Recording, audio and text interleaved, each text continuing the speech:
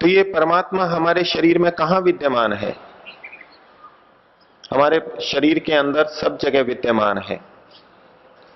परमात्मा के सब जगह विद्यमान होते हुए भी यमाचार्य नचिकेता को कह रहे हैं, आत्मा से जंतोर निहितो गुहायाम।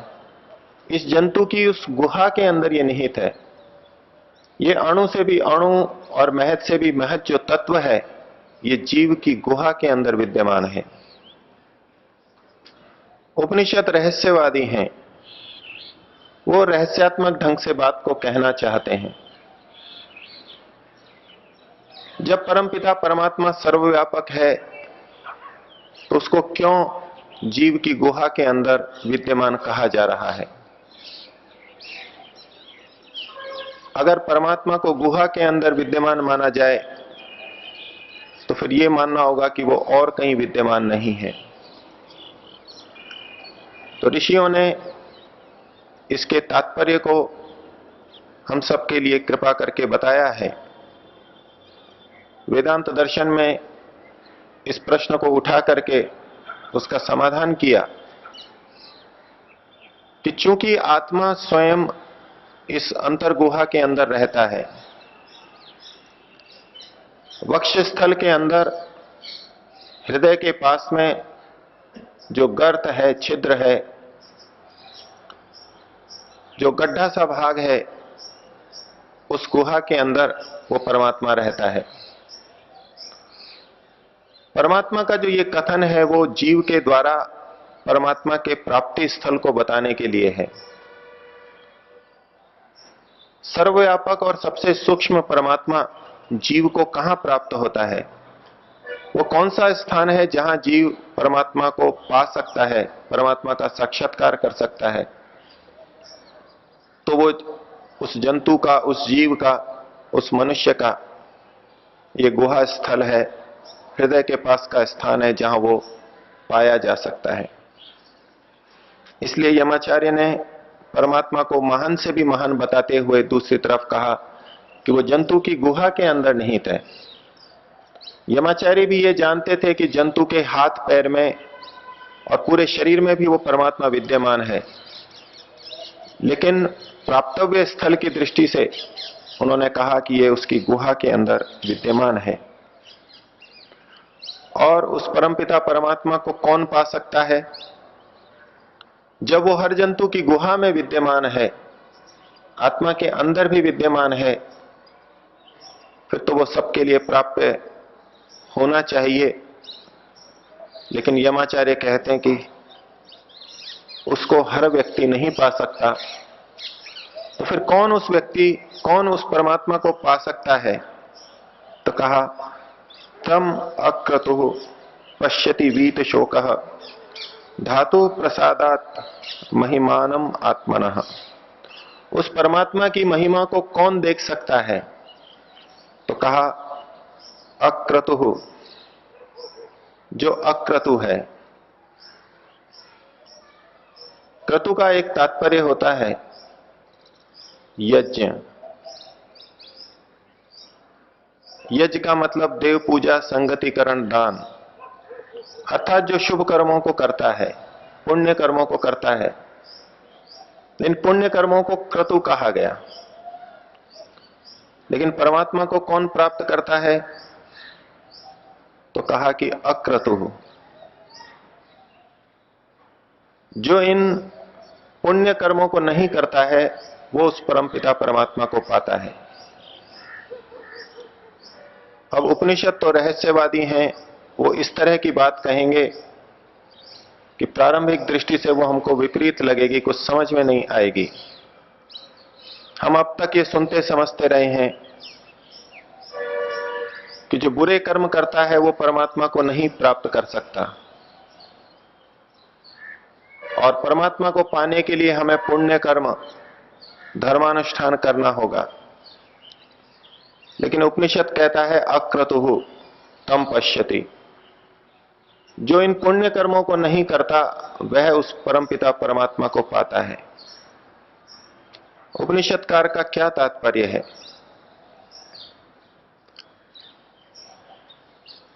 पुण्य कर्म वे कहे जाते हैं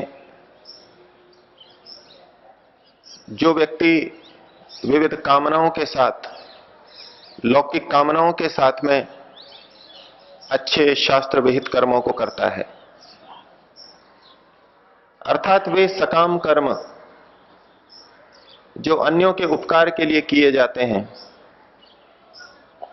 वे सकाम कर्म जो अपने भावी शुभ फल की प्राप्ति के लिए किए जाते हैं, वो पुण्य कहलाएंगे। पिछले दिनों भी आपके सामने शास्त्र का अभिप्राय रखा था कि योगी के कर्म अशुक्ल अकृष्ण होते हैं। योगी के कर्म अशुक्ल होते हैं, शुक्ल नहीं होते। अर्थात वो पुण्य कर्मों को नहीं करता। वो पुण्य कर्मों को नहीं करता, इसका यह तात्पर्य नहीं कि वो अच्छे कर्म नहीं करता, वो सकाम कर्मों को नहीं करता। तो परमात्मा को वही व्यक्ति पा सकता है जो सकाम कर्म ना करे, अर्थात निष्काम कर्म करे। इस जीवन में जिन्होंने भरा पूरा परिवार पाया है, यश पाया है, धन पाया है, अब जिनको इस जन्म में इस प्रकार की किसी वस्तु की कामना नहीं है, ऐसे व्यक्ति परोपकार का कार्य करते हुए अनेक बार ये अनुभव करते हैं कि मुझे और कुछ नहीं चाहिए। वो गुप्त दान कर देंगे, मंच पे भी जाने की इच्छा नहीं करेंगे, यश की इच्छा नहीं करेंगे, क्योंकि जो उनको प्राप्त है उससे वो संतुष्ट हैं, इस जन्म में संतुष्ट हैं। तो ऐसा प्रतीत हो सकता है कि वो निष्काम कर्म कर रहे हैं, लेकिन उनके मन में इस जन्म के लिए भले ही उत्तरेष्णा, वित्तेष्णा, लोकेष्णा न हो, स्थूल रूप से न हो, तो भी सूक्ष्म रूप से रह सकती है। और इस जन्म के लिए ना हो तो पर जन्म के लिए, आगामी जन्म के लिए तो हो ही सकती है कि अगले जन्म में भी मुझे इसी प्रकार अच्छा परिवार मिले, अच्छा धन मिले, अच्छी बुद्धि और शरीर मिले। तो इस प्रकार की कामनाएं भले ही इस जन्म के लिए हों चाहे अगले जन्मों के लिए हों, वो सारी की सारी सकाम कहलाएंगी। और इससे युक्त जितने भी शुभ कर्म हैं वो सकाम शुभ कर्म कहलाएंगे। यमाचार्य नचिकेता को बहुत सूक्ष्म बात कहना चाह रहे हैं कि परमपिता परमात्मा को अक्रतु व्यक्ति ही पा सकता है, अर्थात जिसने सकाम कर्मों को छोड़ दिया है। जो सकाम कर्म कर रहा है उसका सीधा सा तात्पर्य है कि वो सांसारिक वस्तुओं के अंदर, सांसारिक वस्तुओं की प्राप्ति में अपना अंतिम कल्याण देख रहा है। और इसका दूसरा निहितार्थ है कि वो परमात्मा में अपना अंतिम कल्याण नहीं देख रहा है। परमात्मा को वही पा सकता है जो परमात्मा को पूरी तरह अपना आश्रय समझ ले, उसको अपना अंतिम आलंबन समझे, अंतिम लक्ष्य समझे।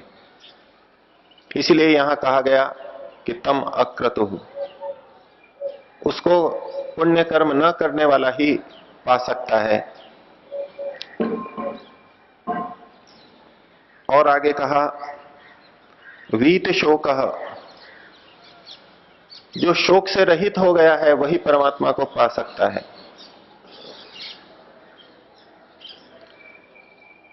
वीत राग और वीत शोक, वीत द्वेष, इस प्रकार के शब्द आते हैं। जो शोक से परे हो गया है, जिसका शोक बीत गया है, वही परमात्मा को पा सकता है। हमको शोक किस बात का होता है, हमको दुख किस बात का होता है? जब हमें हानि की आशंका होती है या हमको हानि होती है तब हमको शोक होता है। जो व्यक्ति शोकग्रस्त हो रहा है वो व्यक्ति निश्चित रूप से सकाम कर्म अभी कर रहा है, सकाम कर्मों में सुख ले रहा है और उसमें व्यवधान आने पर वो दुखी हो जाता है, शोकग्रस्त हो जाता है। जिसको सांसारिक पदार्थों की न्यूनता प्रतीत हो रही है, जो अपने कर्मों से संतुष्ट नहीं है, अपनी उपलब्धियों से संतुष्ट नहीं है, वो शोक से ग्रस्त रहता है। जो अच्छे कर्म करने वाले हैं वो इसलिए शोक से ग्रस्त हो जाते हैं कि संसार में उनके शुभ कर्मों का फल, परिणाम दिखाई नहीं दे रहा। दूसरे शब्दों में कहें, इसका दूसरा निहितार्थ देखें तो यह है कि वो परमात्मा पर अभी विश्वास पूरी तरह नहीं कर पा रहा है। अगर उसको परमात्मा पर, परमात्मा की न्याय व्यवस्था पर, परमात्मा की न्यायकारिता पर, सर्वशक्तिमत्ता पर पूरा विश्वास होता तो अपने शुभ कर्मों का अच्छा परिणाम संसार में न देखते हुए भी वो दुखी नहीं होता, शोक से ग्रस्त नहीं होता। और जो पूरी तरह भौतिकवाद में डूबे हैं, परमात्मा को मानते ही नहीं, उनको जब वस्तुएं प्राप्त नहीं होती या छिन जाती हैं तो दुख होता है। उसका भी निहितार्थ यह है कि वो उन्हीं में अपना कल्याण देख रहे हैं। तो वीत शोक का अभिप्राय हुआ जिसको कि परमात्मा पर पूरा विश्वास आ जाए, जो परमात्मा के प्रति पूरी तरह आश्वस्त हो जाए। जो परमात्मा के प्रति पूर्ण आश्वस्त हो गया उसको फिर किस बात का शोक है। अगर कोई दूसरा व्यक्ति उस पर अन्याय भी करता है, शुभ कर्म करने वाले को कोई दुष्टात्मा प्रताड़ित भी करता है, तो भी ये दुखी ना होगा, ये इतना आश्वस्त होगा परमात्मा के प्रति, परमात्मा की न्याय व्यवस्था के प्रति। तो वीत शोक का निहितार्थ ये निकालना चाहिए कि जिसको परमात्मा पर पूर्ण विश्वास हो गया है वही परमात्मा को प्राप्त कर सकता है। तो जो अक्रतु है, निष्काम कर्म करता है और जो शोक से रहित हो गया है, वह उस आत्मा की महिमा को, उसकी महानता को पा लेता है। ऐसे में यह भाव मन में पैदा होता है कि यदि हम इसी प्रकार करेंगे तो परमात्मा को पा लेंगे। लेकिन यमाचार्य यहां भी फिर एक संकेत देना चाह रहे हैं,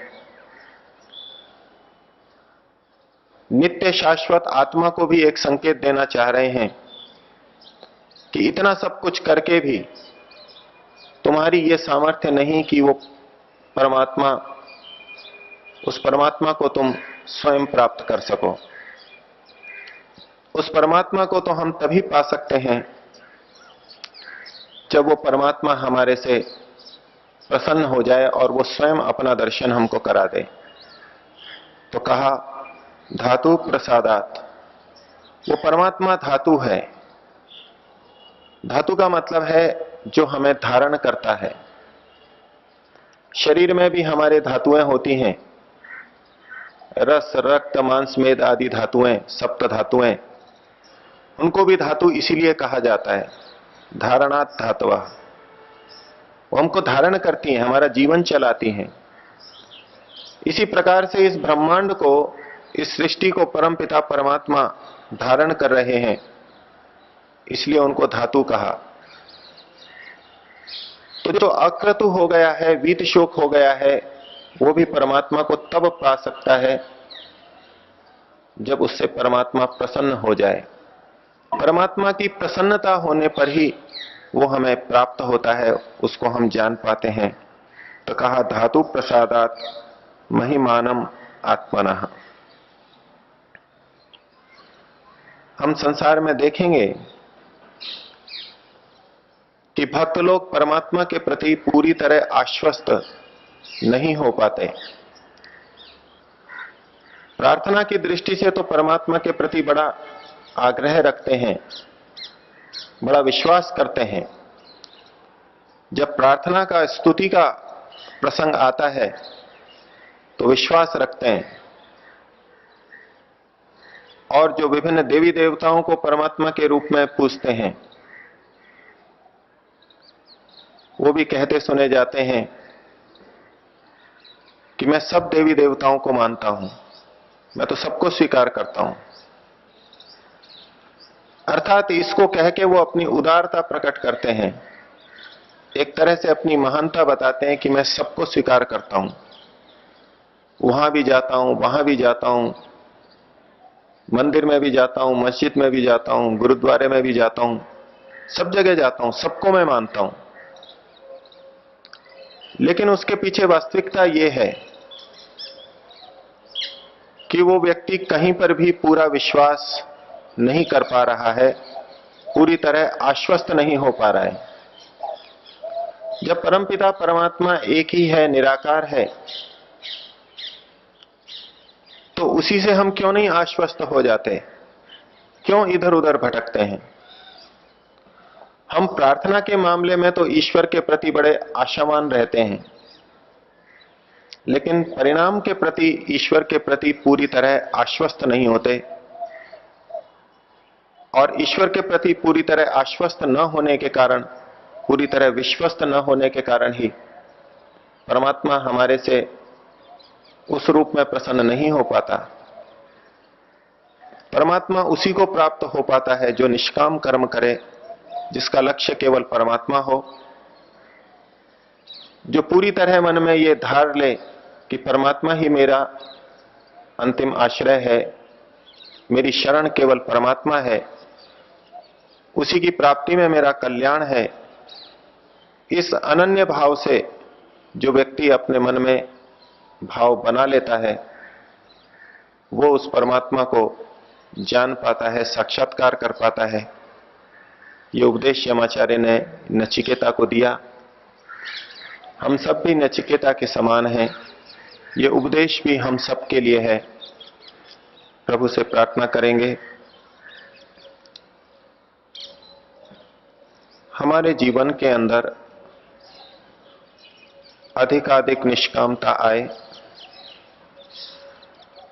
हम सकाम पुण्य कर्मों से भी ऊपर उठ करके निष्काम कर्म करने वाले बने और वीत शोकता की स्थिति को पाएं। ईश्वर के न्याय, उसकी व्यवस्था के प्रति पूर्ण आश्वस्त होकर के वीत शोक बन जाएं। 3 बार ओम का उच्चारण। ओ